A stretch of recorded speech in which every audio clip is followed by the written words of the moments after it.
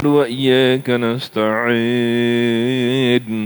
اهدنا الصراط المستقيم صراط الذين أنعمت عليهم غير المغضوب عليهم ولا الضالين.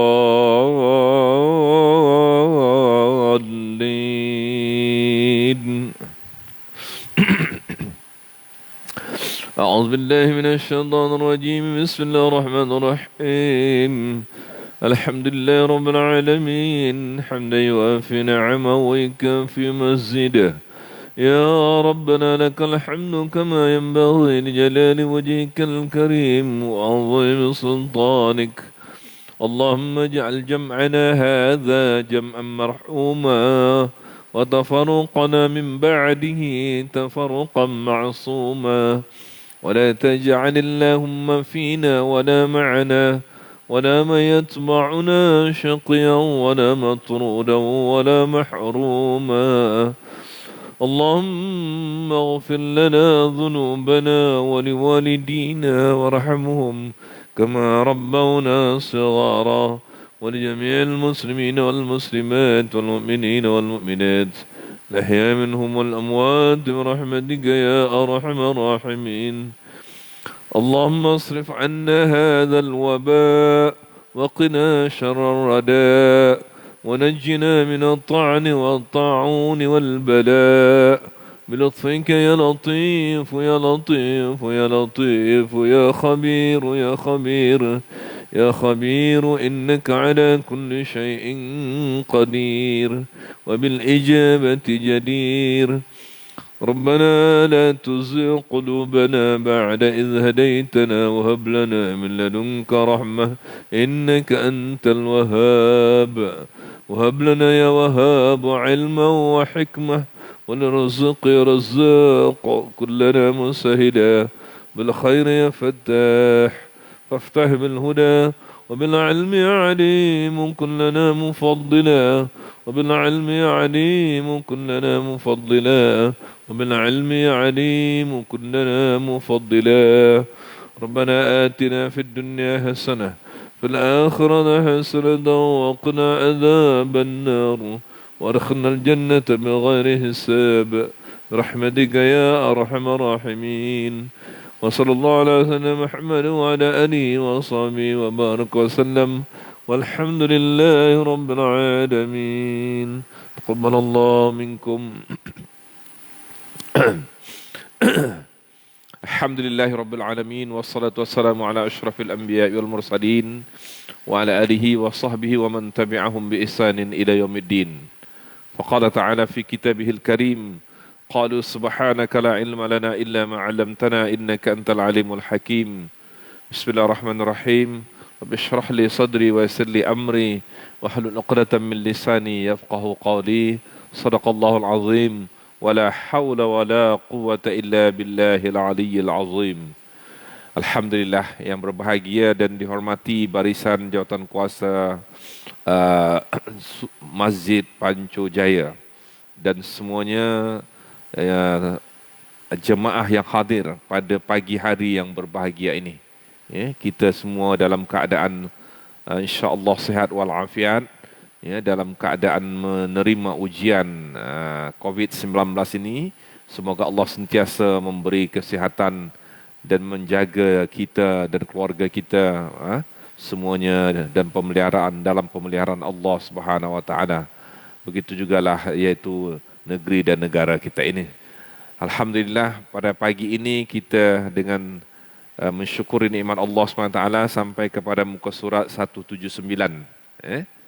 179 dalam bab hak jiran tetangga. Betul, hak jiran tetangga.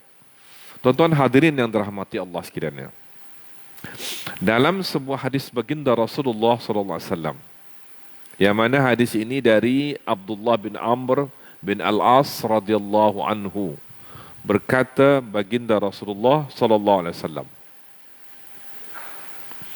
Hadis ini dia juga di antara yang dinukilkan oleh Abu Lais As-Samarqandi, pengarang kitab ini.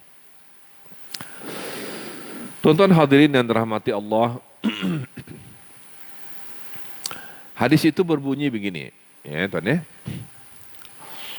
Sab'atun la yanzurullahu ilaihim yaumal qiyamah wa la yuzakkihim wa yaqulu lahum udkhulun nara ma'al dakhilin. Al-fa'il wal maf'ul al-liwat wan nakihu yadahu wa nakihul bahimah wa nakihul mar'ati fi duburiha wa jami'ul mar'ati wa ibnatiha wazani bihalilati jarihi wassabi'u al-mu'dhi jarahu yu'linuhu linnasi illa an yatuba bisyurutiha. Hadis ini tuan-tuan ada kaitan dengan situasi keadaan sekarang ni di zaman moden ini. Kalau kita perhatikan, tuan-tuan, apa yang disabdakan ini oleh baginda Rasulullah SAW ada kaitannya dengan situasi sekarang. Iaitu 7 macam orang yang tidak akan dilihat oleh Allah pada hari kiamat. Allah tidak memandang mereka dan tidak diringankan seksanya. Kalau masuk ke dalam neraka mereka ni, Allah tak beri keringanan pun. Murka Allah kepada mereka dan diperintahkan masuk neraka bersama-sama orang yang masuki neraka Allah. Yang masuk ke neraka ni, maka mereka ni kalau masuk bersama-sama orang yang masuk ni, ada 7 golongan. Iaitu mereka adalah, yang pertama, pelacur lelaki dengan lelaki. Al-liwat. Iaitu lelaki melacur lelaki. Meliwat. Orang patutnya Allah jadikan dunia ini berpasangan. Ya, a'udzubillahi minasyaitonir rajim. Ya ayuhan nas inna khalaqnakum min dzakarin wa untha wa ja'alnakum syu'uban wa qabaila lita'arafu. Allah jadikan kita ni, wahai manusia, Allah sesungguhnya kami menjadikan kamu dari laki dan perempuan. Dan daripada laki dan perempuan itu untuk sama-sama, iaitu berpasangan, untuk berhidup berpasangan.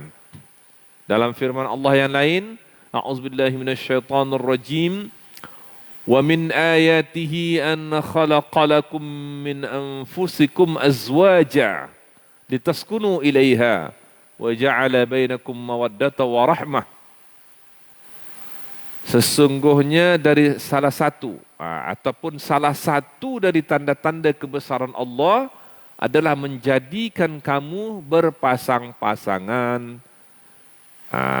Jadi maksudnya itu lelaki dengan perempuan pasangannya. Tapi dia ni ganjil. Dia buat lelaki dengan lelaki. Berhubungan antara lelaki dengan lelaki, iaitu lelaki meliwat lelaki. Ini ada di zaman Nabi Lut dulu pun ada ni. Jadi ini Allah murka kepada mereka. Kalau masuk neraka, Allah tak ringankan siksanya. Tuan-tuan ya. Jadi wal'iyazubillah. Janganlah sampai begini. Tapi ada manusia sekarang di zaman moden ini, malah mereka mengambil hak, mereka mengambil kebenaran undang-undang, menuntut hak kemanusiaan untuk hidup berpasangan antara laki dan laki. Hidup berpasangan antara perempuan dengan perempuan, walaupun itu bukanlah pasangannya. Tetapi mereka menuntut hak kemanusiaan supaya dibenarkan. Di dunia ini ada yang negara-negara yang membenarkan. Tuan. Kemudian yang keduanya yang dimurkai oleh Allah iaitu wannakihu yadahu. Orang yang bermain-main dengan tangannya untuk beronani. mengeluarkan air mani dengan sengaja dengan mempergunakan tangannya. Di dalam hadis ini dikatakan menikahi tangannya. Itu simboliknya menikahi tangannya. Maka di antara juga hadis baginda Rasulullah menyatakan bahawa nanti di akhirat mereka ini golongan yang bengkak-bengkak tangannya, mengandung tangannya macam hamil tangannya. Kerana dia mempermain-mainkan tangannya dengan mengeluarkan air mani dengan sengaja. Tuan-tuan. Jadi ada golongan ini nanti di akhirat disebutkan, dinyatakan, digambarkan oleh baginda Rasulullah SAW. Mereka malu dengan makan. Karena apa malu? Kerana tangannya bengkak-bengkak macam mengandung, macam hamil tangannya. Ini adalah juga yang dimurkai oleh Allah. Dalam tafsir Ibnu Katsir, tuan-tuan, hadirin yang dirahmati Allah sekaliannya, dinyatakan ada kalanya diharuskan keadaan ini, iaitu beronan ini, hanya pada ketika, iaitu apabila orang itu berhadapan dengan satu perbuatan, iaitu akan berbuat zina. Seorang lelaki umpamanya akan berbuat zina dengan wanita. Tetapi untuk menghindarkan dirinya dari perbuatan zina itu, maka dia pun mengeluarkan maninya dulu dengan sengaja, dengan tangannya, agar dengan demikian dia terhindar dari perbuatan zina itu. Maka dihukumkan oleh iaitu ulama, termasuk dalam tafsir Ibnu Katsir. Syekh Ibnu Katsir menyatakan dalam tafsirnya menyatakan, iaitu mentafsirkan ayat walladzina hum li furujihim hafizun, iaitu mereka yang memelihara faraj, kemaluan mereka. Di antara yang memeliharanya itulah mereka tidak melakukan onani.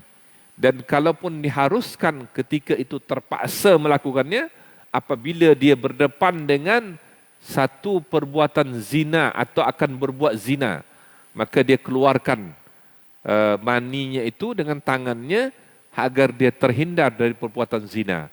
Maka ketika ini dia mengeluarkan zina itu hukumnya harus ataupun diharuskan, dibolehkan, kerana untuk menghindarkan dirinya dari perbuatan dosa yang lebih besar, iaitu zina tadi. Itulah tuan-tuan keadaannya. Tapi kalaulah tak ada apa-apanya, tak ada masalah, iaitu berdepan dengan perbuatan atau kemungkinan perbuatan zina ni, sengaja saja untuk berseronok-seronok, menikmati beberapa saat, detik, minit yang begitu seronoknya, tetapi dosanya dia tak pandang dan tak kira dan tak takut dosanya, maka ini yang dimurkai oleh Allah Subhanahu wa taala. Orang ini amat dimurkai oleh Allah Subhanahu wa taala. Itu golongan yang kedua. Dan ada manusia yang begitu sekarang ni. Ada tuan-tuan. Dalam kajian iaitu seksologi ataupun pendidikan seks, ada iaitu responden-responden yang ditemubual dan diuji kaji yang menyatakan begitu. Yang dia sudah menjadi tabiat. Kalau dia kata dalam beberapa hari, mesti dia buat begitu. Sebab itu adalah satu tabiat yang menyeronokkan. Gitu. Dah macam tabiat yang lain-lain lah. Tabiat apa yang menyeronokkan lain? Orang patutnya tabiat lain yang menyeronokkan, yang halal. Macam minum teh tarik itu tak apalah. Minum teh tarik setiap pagi itu okey lah. Atau makan makanan kegemaran dia setiap minggu itu okey lah. Sate ke, apa ke, tom yum ke, kan? Mi goreng ke. Itu tak apalah, tapi ini kegemarannya macam itu pula. Setiap minggu, setiap beberapa tempoh tertentu dia akan buat itu. Itu kegemaran yang dimurkai oleh Allah Subhanahu wa taala. Wal-'iyadzu billah.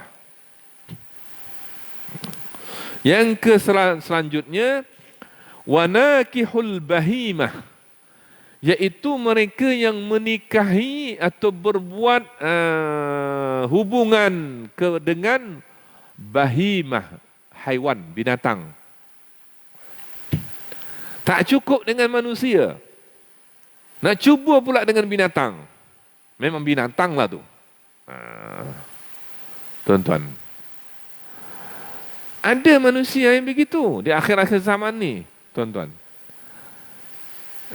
Dia Allah dah jadikan dia elok-elok, manusia yang terbaik, makhluk yang terbaik, iaitu memang paling mulia manusia, tapi dia jadi binatang. Kan binatang yang menghubungi binatang. Iaitu jantan dengan betina. Jadi dia nak tengok-tengok macam mana kalau nak jadi jantan ini, binatang jantan ni menghubungi yang betina. Dia buat macam tu. Ataupun dia perempuan nak jadi haiwan betina, nak berhubungan dengan binatang jantan. Ada begitu. Wal-'iyadzu billah. Ini amat dimurkai oleh Allah Subhanahu wa taala. Wanakihul mar'ati fi duburiha, yang selanjutnya, yaitu mereka yang menikahi atau menggauli wanita dari duburnya atau melalui duburnya. Allah halalkan, yaitu menikahi atau menggauli istri dari farajnya, melalui farajnya. Dia pula pergi nak cuba trial and error yang daripada dubur pula. Inilah satu macam trial yang nak cuba-cuba apa rasanya, ya. Macam tu. Yang dia tak tahu yang itu adalah penyakit. Penyakit bagi dirinya, dan akan dapat penyakit dari segi kebersihannya, dan juga dimurkai oleh Allah karena akan merosakkan dirinya sendiri. Semuanya yang Allah murkai ini sebenarnya adalah untuk supaya kita terhindar daripada kerosakan-kerosakan, terhindar daripada kekotoran-kekotoran. Tapi manusia ni kadang-kadang tidak mempedulikan apa yang difirmankan oleh Allah. Apa yang difirmankan oleh Allah dan dilisankan oleh baginda Rasulullah melalui iaitu wahyu-wahyu yang diturunkan kepada baginda, melalui sunnah-sunnah baginda Rasulullah sallallahu alaihi wasallam. Maka mereka pun melampaui batas. Ini dikatakan mereka yang melampaui batas. Tuan-tuan, kalau sekiranya mereka tak tahu apa-apa, jahil ke, tak sampai pun risalah ke, itu lainlah hal kan. Tapi ni kalau dah sampai risalah, dah tahu pun benda tu, dah tahu pun hukumnya haram, tapi ada juga manusia ni, tuan-tuan, hadirin yang dirahmati Allah sekaliannya, zaman-zaman akhir moden ini, yang memodernisasikan dirinya dengan melampaui batas, dengan melanggar yaitu hukum-hukum syariat Allah dan Rasulnya. Wal-'iyadzu billah. Yang selanjutnya, wajami'ul mar'ati wa ibnatiha, yaitu mengumpulkan seorang wanita dengan anaknya. Memanglah kalau nak cuba kahwin dengan wanita, nak macam mana pula nak kumpul dengan anaknya sekali. Bila dah kahwin itu, bergaul apa? Bergaullah isteri yang halal tapi kumpul dengan anaknya sekali. Contohlah, itu seorang ibu dan anak itu memang haram dikumpulkan. Haram dikahwini sekali. Kalau nak kahwin dengan anaknya je lah. Kalau nak kahwin dengan ibunya janda kan, kan? Janda lah. Kalau suami tak boleh kahwin. Kalau ada suami lagi, janda, kahwinlah dengan janda. Ataupun anaknya. Ada pilihan. Ini dia pula kumpul. Kumpul sekali ataupun dia hubungi sekali. Tuan-tuan, pelik-pelik ni pun ada di zaman sekarang ni. Pelik-pelik ni pun ada. Dia nak seronok dengan kumpulkan dan bergaul, menggauli ibunya dan menggauli anaknya sekali. Kan pelik tu, amat pelik di dunia ni. Kadang-kadang manusia yang tidak memahami hukum-hukum Allah ni. Wal'iyazubillah. Kemudian yang selanjutnya, wazani bihalilati jarihi. Apa itu tuan? Orang yang berzina dengan isteri jirannya. Ini pun disebut juga dah zaman oleh baginda Rasulullah. Mungkin ada juga. Bukan mungkin lagi, ada pun.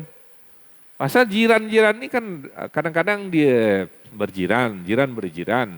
Memang Allah suka kita berbaik-baik dengan jiran. Itu pun yang perintah Allah dan Rasulnya. Tapi dalam berbaik-baik ini kadang-kadang terjadi perbuatan-perbuatan yang di luar hukum Allah. Kerana rapat dan berbaik, dah macam dah kawan-kawan baik, akhirnya isteri jiran tu isteri dia pula. Kan pelik juga tu. Bukan pelik pun, memang terjadi pun ada yang terjadi. Di dunia ni ada terjadi begitu. Tapi itulah hukum Allah tu akan membatasi kita. Akan memberi kita penerangan dan panduan. Akan memberi kita syariat yang benar. Supaya kita terpandu dengan syariat Allah. Supaya kita terpelihara dengan dosa-dosa ni. Dosa-dosa besar ini. Dan kita diberi oleh Allah hidayahnya. Dan kita menjadi agama, memeluk, mematuhi agama yang disyariatkan oleh Allah dan Rasulnya. Kemudian yang ketujuhnya, yaitu al-mu'zi jarahu, yaitu orang yang mengganggu jirannya, yu'linuhu linnasi, secara terang-terangan. Secara terang-terangan dia mengganggu jirannya, bukan tak sengaja. Kalau tak sengaja tu bolehlah kita kata, maafkanlah saya tak sengaja. Tapi sengaja dibuatnya. Sengaja dia mencabar jirannya tu. Sengaja nak menyakiti hati jirannya. Tuan-tuan. Bolehnya kadang-kadang benda tu bertolak ansur. Ini sebagai satu contoh lah. Mungkin ada, mungkin tak ada. Terpulanglah. Tengoklah situasi jiran berjiran kita sama-sama. Benda tu kadang-kadang adalah sampah tu. Kadang-kadang masuklah ke dalam kawasan jiran. Kalau buang sampah tu ke tong sampah pun boleh. Tapi saja sampah yang masuk tu dibuang balik ke tempat jiran sebelah. Kau ambil lah sampah kau ni. Macam tu. Lebih kurang lah. Padahal benda tu semuanya boleh tolak ansur pun. Kalau dia buang pun, membuang sampah jiran yang ditiup angin lah katakan. Kan tuan-tuan ya. Apalah salahnya kita bersihkan kerana Allah. Allah beri kita pahala dan menyenangkan hati jiran. Jiran tu pun minta maaf. Minta maaflah, sampah-sampah saya semua ni dah beredar tempatnya. Dah pergi ditiup angin. Dah ditiup dah dibawa air hujan, dah pergi pula ke tempat awak ni. Saya sangat memohon maaflah atas kesusahan ini. Kan bagus tu. Tengok awak pun dah susah pula dengannya. Kan eloklah kalau tengok dia buang, jiran tu buang dari tanpa ada, dibuang balik ke tempat jiran tu. La ilaha illallah. Bukannya saya sengaja pun sampah tu mengalir ke situ, air yang bawa. Tapi dibawanya balik ke tempat saya. Dicampakkannya, kau ambil lah sampah kau ni. Subhanallah. Itu kan menyakiti hati jiran. Tuan-tuan. Tapi ada manusia begitu tuan-tuan. Ada. Wow. Ada tuan-tuan. Sengaja dia nak mencabar, nak menyakitkan balik hati jiran tu. Walaupun kadang-kadang yang benda tu tak sengaja pun. Adalah kucing jiran tu berak tempat di pekarangan rumah dia. Dia ambil dia sedoknya balik, dicampakkannya ke sebelah tu.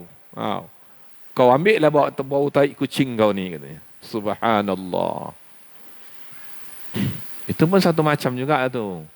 Memanglah kadang-kadang kita ni jaga kucing kita tuan-tuan. Tapi kucing lah namanya. Manalah dia tahu tempat tuan dia dengan pekarangan tuan dia, borderline ke tak borderline ke, mana dia tahu? Dia berak di mana dia terasa lah. Ketika ada pasir kat situ, dia berak di situ. Tuan-tuan, inilah perkara-perkara yang disentuh dalam hadis baginda Rasulullah SAW ni. Mereka yang sengaja menyakiti hati jirannya secara terang-terangan, padahal benda itu sebenarnya boleh bertolak ansur, boleh memaafkan, boleh mencari ridha Allah. Dengan demikian insya-Allah Allah akan tolong dia. Dan ada satu ketika nanti umpamanya manalah tahu pula dia pula terbawa sampah dia ke sebelah, ataupun apa-apa kebaikan-kebaikan yang diberi oleh jiran itu akan menjadikan hubungan terbaik di antara mereka, dan mereka berbaik-baik dan mereka bekerja sama, tolong menolong dan lain-lain sebagainya. Dan Allah akan memberikan mereka rahmatnya dan kasih sayangnya. Alhamdulillah. Mana? Tapi semua-semua ni boleh dilaksanakan kalau dah terjadi, illa an yatuba bi syurutiha, melainkan mereka bertaubat dengan memenuhi syarat-syarat taubatnya. Semua tadi yang digambarkan 7 perkara ni, tuan-tuan, dari mulai pelacur lelaki dan lelaki tadi, liwat tadi, orang yang bersetubuh dengan binatang tadi, 2, orang yang mengeluarkan mani dengan sengaja tadi, 3, orang yang bersetubuh dengan wanita daripada duburnya tadi, melalui duburnya, 4, orang yang bersetubuh dengan wanita dan menggauli wanita dengan putri ataupun anak perempuannya, 5, orang yang berzina dengan isteri jirannya, 6, orang yang mengganggu jirannya secara terang-terangan, 7, ini jalan keluarnya dengan bertaubat kepada Allah Subhanahu Wa Taala. Dan juga kalau berkaitan dengan manusia, kenalah memohon maaf kepadanya. Seperti jiran tadi, mintalah maaf. Jadi minta ampun kepada Allah, ya Allah, aku telah menyakiti hati jiranku ini, sedangkan engkau ya Allah menyuruh untuk berbuat baik pada jiran. Jangan menyakiti hati jiran. Man kana yu'minu billahi wal yawmil akhir falyuhsin jarahu. Sabda Rasulullah. Sesiapa yang beriman kepada Allah dan yaitu hari akhirat, maka hendaklah dia berbuat baik kepada jirannya. Maka engkau telah memerintahkan begitu ya Allah melalui Rasulmu, tapi aku menyakiti hati jiranku ini, aku mohon ampun padamu ya Allah, dan kemudian minta maaflah kepada jiran itu. Minta maaf ataupun berbuat baiklah pada dia. Kalau ada kenduri kendara tu, ada makanan tu, bagilah kepada mereka, kan? Makan tu, buat baiklah, tegur-tegur sapalah. Itu semuanya boleh dibuat, tuan-tuan. Termasuklah tadi zina tadi yang paling besar tadi, supaya bertaubatlah kepada Allah. Termasuklah liwat tadi tu, bertaubatlah kepada Allah. Menghubungi, bergauli isteri jiran, bertaubatlah kepada Allah. Tuan-tuan, menghubungi cuba-cuba dengan melalui dubur, bertaubatlah kepada Allah.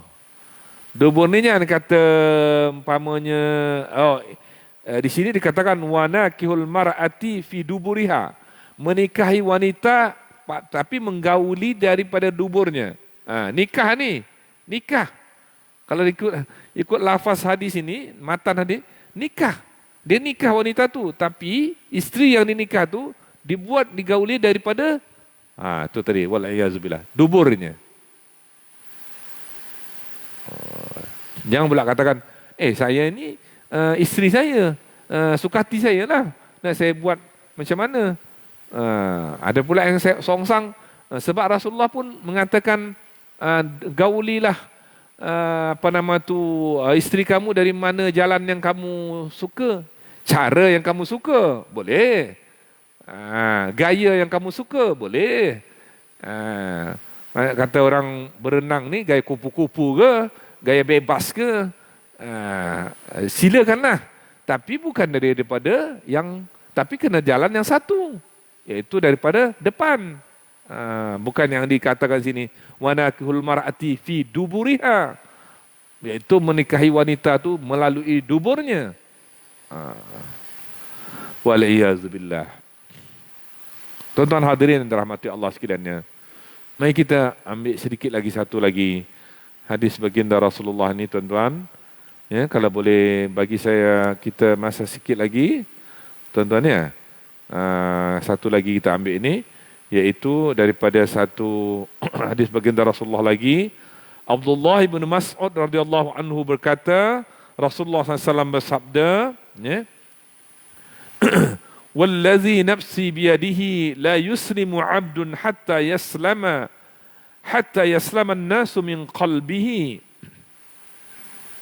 wa lisanihi wa yadihi wa la yu'minu 'abdun hatta ya'manu jarahu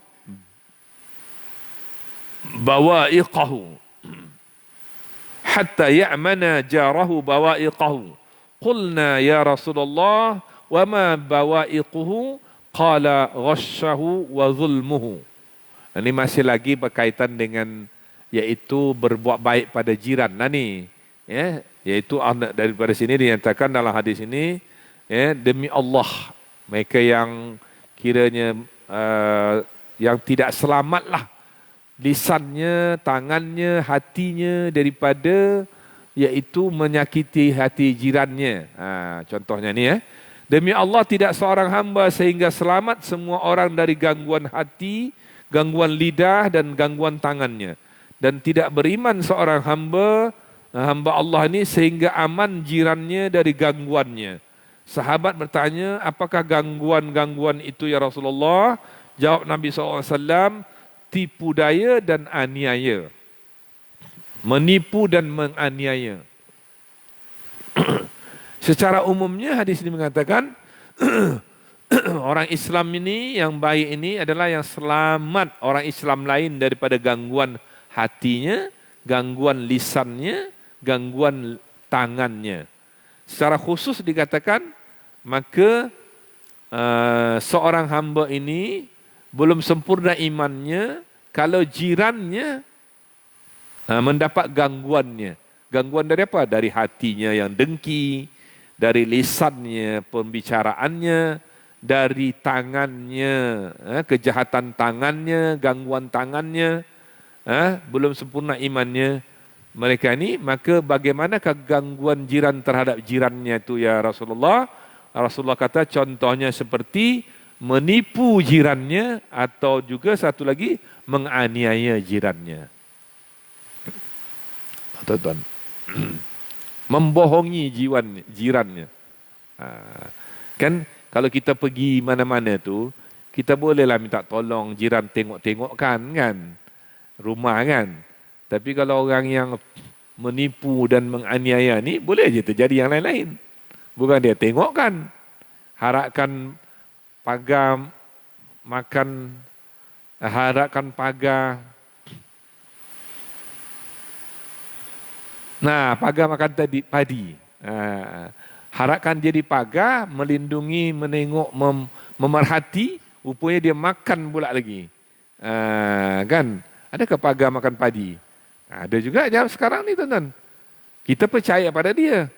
Percaya 100% ni kadang-kadang yang rupanya dia pula yang menganiaya apa yang telah diamanahkan kepadanya tu. Wal'iyazubillah. Baiklah tuan-tuan hadirin rahmati Allah sekaliannya, saya fikir sampai situ jugalah, sampai situlah ya kiranya yang dapat disampaikan pada pagi ini. Semoga Allah sentiasa memelihara kita daripada bab ini, bab iaitu hak jiran tetangga ni ya.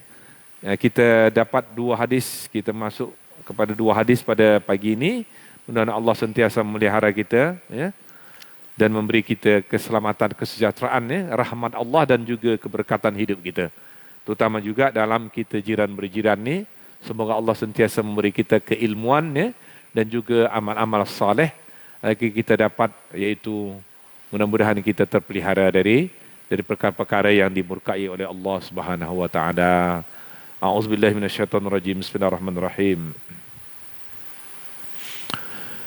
Alhamdulillahi Rabbil Alamin. Wassalatu wassalamu ala ashrafil anbiya wal mursalin. Wa ala alihi wa sahbihi wa man tabi'ahum bi ihsanin ila yaumiddin. Rabbana zalamna anfusana wa illam taghfir lana wa tarhamna lanakunanna minal khasirin. Allahumma ij'alna minat tawwabin wa ij'alna minal mutatahhirin. Waj'alna wa zurriyyatina min ibadikas salihin wa min ibadikal muttaqin. ومن عبادك المخلصين ومن عبادك الشاكرين والصابرين ومن عبادك المستغفرين ومن عبادك المتضرعين ومن عبادك المتواضعين ومن عبادك السعداء في الدنيا والآخرة ربنا ظلمنا أنفسنا وإن لم تغفر لنا وترحمنا لنكونن من الخاسرين ربنا آتنا في الدنيا حسنة وفي الآخرة حسنة وقنا عذاب النار وأدخلنا الجنة مع الأبرار يا عزيز يا غفار يا رب العالمين ربنا هب لنا من أزواجنا وذرياتنا قرة أعين واجعلنا للمتقين إماما ربنا ظلمنا أنفسنا وإن لم تغفر لنا وترحمنا لنكونن من الخاسرين وصلى الله على سيدنا محمد وعلى آله وصحبه وبارك وسلم والحمد لله رب العالمين تقبل الله منكم تقبل يا كريم أنا من